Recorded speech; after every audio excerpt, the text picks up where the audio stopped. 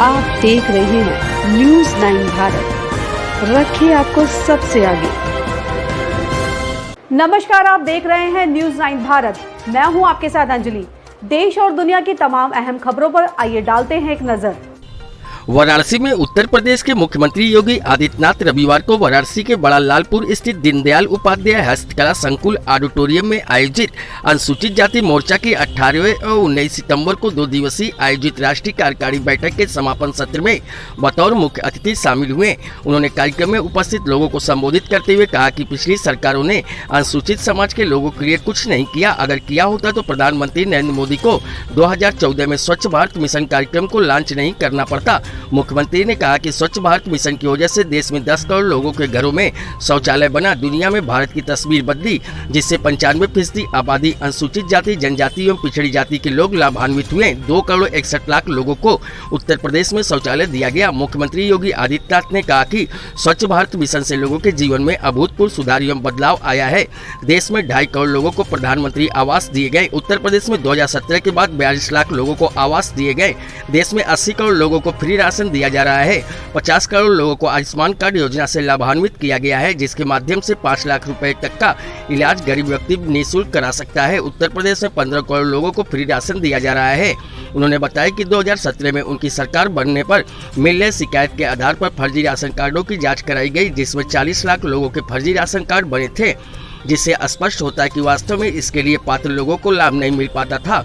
लेकिन उनकी सरकार ने सुनिश्चित कराया कि वास्तव रूप में पात्र कोई भी गरीब व्यक्ति शासन की योजनाओं से वंचित न रहने पाए। उन्होंने विशेष रूप से जोर देते हुए कहा कि कोरोना से लोगों के जीवन को तो बचा ही गया, लेकिन भूख से किसी की मौत भी नहीं होने दी गई। सभी लोगों के लिए फ्री राशन की व्यवस्था सुनिश्चित कराया गया। मुख्यमंत्री ने कहा कि अनुसूचित समाज की आवाज बने महापुरुषों की स्मृति स्थलों का जीर्णोद्धार व सौंदर्यीकरण कराया जा रहा है, ताकि भारत की आने वाली भावी पीढ़ी उनको जान सके और उनके कार्यों से प्रेरणा ले सके। काशी के सिर गोवर्धन में रविदास मंदिर के सुंदरीकरण व विकास का कार्य उत्तर प्रदेश सरकार कर रही है। उन्होंने सवाल करते हुए लोगों से पूछा कि यह कार्य पहले क्यों नहीं हुआ। 16वीं सदी की योद्धा को लोग भुला दिए थे। सुहेलदेव की बहराइच में स्मारक उत्तर प्रदेश सरकार बनवा रही है।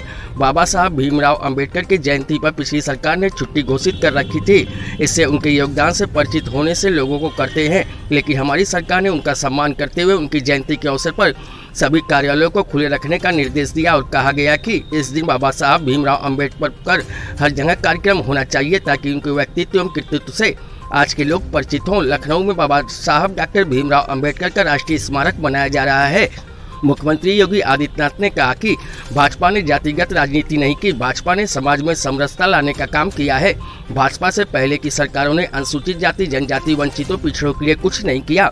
भाजपा सरकार ने बाबा साहब अम्बेडकर के सपनों को साकार करते हुए कई जन कल्याणकारी योजनाओं को लागू किया है। इन योजनाओं ने पिछड़े वंचितों के जीवन स्तर में आमूलचूल परिवर्तन किया है। उसने कहा 5 लाख रुपए की स्वास्थ्य बीमा का कवर भी मुझे मोदी जी ने दे दिया है। मैंने कहा और कहा ये जो बिजली चल रही है ना, ये भी हमें मेरे घर में आकर के विद्युत विभाग के लोगों ने दिया है कि भैया मकान बन गया तो कनेक्शन भी ले लो, चुपचाप हम आपको फ्री में कनेक्शन भी दे रहे हैं। कहा ये काम पहले क्यों नहीं होता था। मैंने उसके घर को देखा, मैंने कहा भैया आपने तो प्रधानमंत्री आवास योजना में कितना पैसा आपको मिला। उसने कहा 2 लाख मिल गया, 50,000 की किस्त आने वाली है, 2.5 लाख मुझे मिल रहे हैं। मैंने कहा 2.5 लाख में तो आप जो है 4 कमरे उन्होंने बनाए थे। मैंने कहा 4 कमरे आपने तो बना दिए।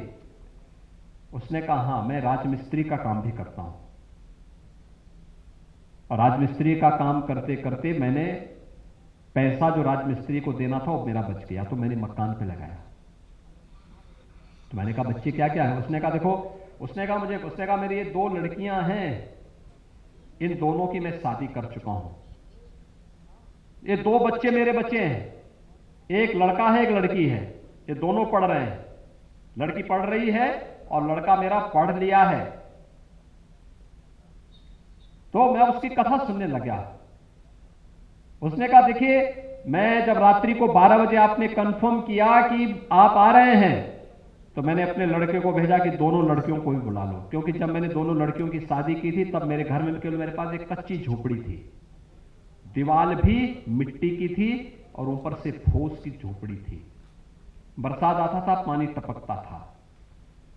लकड़ी में या कोयले में भोजन बनता था। लेकिन मैं इनको दिखाने के लिए लाया हूं कि देखो कौन लोग हमें मकान दिए हैं। हमें अपनी दृष्टि ठीक करनी चाहिए। अब आंखें खोल देनी चाहिए, कौन हमें उस नाव से जोड़ रहा है, और बिना भेदभाव के। उसने कहा साहब देखिए मैं अपनी लड़कियों को इसलिए बुलाया हूं। तो मैंने कहा लड़का क्या कर रहा है? मैंने कहा क्या कोई आपकी इच्छा कभी नहीं हुई कि आपके पास पक्का मकान हो? उसने कहा इच्छा क्यों नहीं हुई थी? इच्छा होती थी, लेकिन मैं अपनी जवान लड़कियों की शादी पहले करूं कि कैसे करूं? और उसके बाद उसने कहा साहब लड़की की शादी के लिए पैसा बचाया था, तो एक लड़की की शादी आपने सामूहिक विवाह योजना में करवा दिया। वो भी ऐसे ही तमाम खबरों के लिए बने रहिए हमारे साथ न्यूज़ 9 भारत पर। अब चाहूंगी इजाजत, नमस्कार।